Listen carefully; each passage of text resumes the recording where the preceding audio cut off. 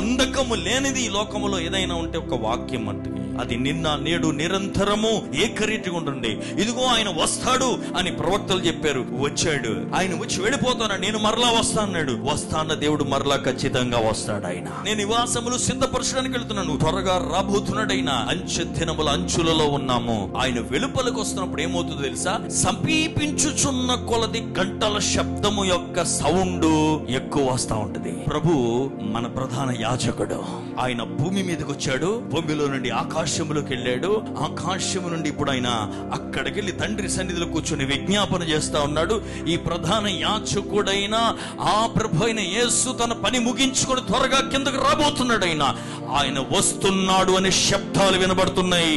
దైవవాక్యం అంటున్న ఆ శబ్దమే యుద్ధములు, ఆ శబ్దమే ప్రతికూలతలు, ఆ శబ్దమే ప్రకృతిలో జరిగే మార్పులు, ఆ శబ్దమే తల్లి జాడ పిల్లకు లేక, పిల్ల జాడ తల్లికి లేక మనుషుల ప్రేమ తగ్గిపోతుంది, మనుషుల మోసం ఎక్కువైపోతుంది, పాపం ఎక్కువైపోతుంది.